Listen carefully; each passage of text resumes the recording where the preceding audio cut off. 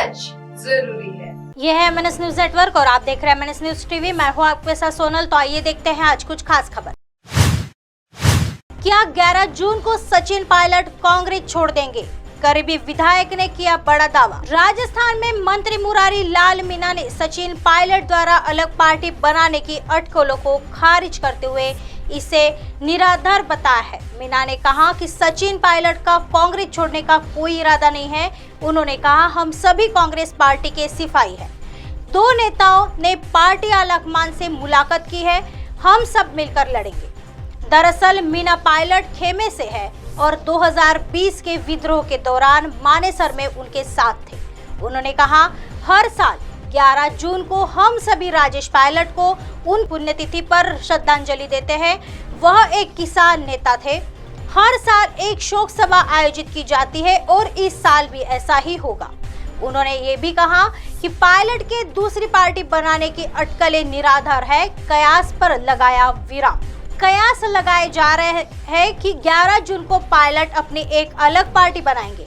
हालांकि ये सिर्फ अटकलें हैं और खुद पायलट ने या उनके खेमे से किसी ने भी इसकी पुष्टि नहीं की है। यह तय है कि पायलट के समर्थकों की निगाहें अब अपने नेता के अगले कदम पर टिकी है। जमीन तय करने की जरूरत। अब तक यह देखा जा रहा है कि गहलोत और उनकी टीम ने पायलट और उनकी मांगों को नजरअंदाज कर दिया है। इसलिए हम यह भी देख रहे हैं कि हमारे नेता क्या कदम उठाते हैं। ऐसा इसलिए क्योंकि अगले 6 महीनों में चुनाव होने वाले हैं और हमें अपनी जमीन तय करने की जरूरत है। योजनाओं को हर तबका कर रहा पसंद। इस बीच एक अन्य नेता ने कहा कि अगर गहलोत और पायलट एक साथ चुनाव लड़ते हैं तो कांग्रेस की सरकार बनेगी। उन्होंने कहा, गहलोत ने ऐसी योजनाएं बनाई हैं जिन्हें हर तबका पसंद कर रहा है। अब हम केवल गहलोत और पायलट के बीच पैचअप चाहते हैं ताकि हमारी सरकार को वापस लाने के हमारे सपने को साकार किया जा सके। आइए बढ़ते हैं अगली खबर की तरफ। बजरंग सेना के कार्यकर्ता कमलनाथ की मौजूदगी में कांग्रेस में शामिल किया हनुमान चालीसा का पाठ। बजरंग सेना के कार्यकर्ता मंगलवार को कांग्रेस में शामिल हुए। इतना ही नहीं, बजरंग सेना के कार्यकर्ताओं ने पार्टी में शामिल होने के बाद हनुमान चालीसा का पाठ भी किया। बजरंग दल के कार्यकर्ताओं ने कमलनाथ की मौजूदगी में जय श्री राम के नारे लगाए।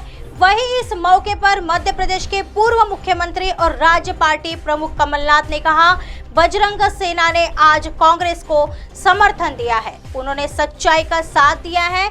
वो भी एहसास कर रहे हैं कि मध्य प्रदेश कहाँ घसीटा जा रहा है। मैं उनका स्वागत करता हूँ। आइए बढ़ते हैं अगली खबर की तरफ। प्रियंका गांधी छोड़ सकती है यूपी कांग्रेस प्रभारी का पद, किसे मिलेगी जिम्मेदारी? उत्तर प्रदेश में कांग्रेस को जल्द ही नया प्रदेश प्रभारी मिल सकता है। सूत्रों के मुताबिक कांग्रेस की राष्ट्रीय महासचिव प्रियंका गांधी वाड्रा यूपी के प्रभारी पद को छोड़ सकती है। असल में कर्नाटक विधानसभा चुनाव के नतीजों के बाद कांग्रेस में काफी उत्साह देखने को मिल रहा है। प्रियंका गांधी पार्टी के शीर्ष नेतृत्व में शामिल एक बड़ा चेहरा है। पार्टी का मानना है कि आगामी लोकसभा चुनाव में प्रियंका गांधी सिर्फ यूपी तक सीमित होकर नहीं रह सकती। उनके ऊपर देश भर में चुनाव को लेकर बड़ी जिम्मेदारी होगी। ऐसे में एक तरफ जहां प्रियंका गांधी के जल्द ही यूपी प्रभारी पद छोड़ने की चर्चा तेज है, वहीं कांग्रेस किसे प्रदेश का नया प्रभारी बनाएगी, इसे लेकर भी कुछ नामों के कयास लगाए जा रहे हैं। इनमें जो नाम सबसे ज्यादा चर्चा में है वह उत्तराखंड के पूर्व मुख्यमंत्री हरीश रावत और पार्टी के वरिष्ठ नेता तारिक अनवर का है। माना जा रहा है कि कांग्रेस हरीश रावत को यूपी की जिम्मेदारी सौंपकर यहां पर जो पहाड़ी मतदाता है उसको साधने की कोशिश कर सकती है। दूसरी ओर तारिक अनवर को लाने से कांग्रेस अल्पसंख्यक समाज के बीच अपनी पकड़ बढ़ाने पर भी विचार कर रही है। इसके अलावा कुछ और नामों पर भी चर्चा हो रही है। यूपी में कांग्रेस के पास सिर्फ 2 विधायक। वैसे प्रियंका गांधी की अगुवाई में कांग्रेस को 2022 के विधानसभा चुनाव में खास सफलता नहीं मिली और न सिर्फ उसका वोट प्रतिशत गिरा बल्कि विधायकों की संख्या भी कम हो गई। वर्तमान में यूपी में कांग्रेस के सिर्फ 2 ही विधायक हैं। राहुल गांधी के विदेश दौरे के आने के बाद बड़ा संगठनात्मक फेरबदल देखने को मिल सकता है। इसमें न सिर्फ यूपी में प्रभारी पद पर बल्कि कांग्रेस प्रदेश संगठन में भी कुछ बदलाव देखने को मिलेंगे। ऐसे ही दिन भर की तमाम बड़ी खबरों से आपको रूबरू कराएंगे। तब तक बने रहिए MNS न्यूज के साथ। नमस्कार।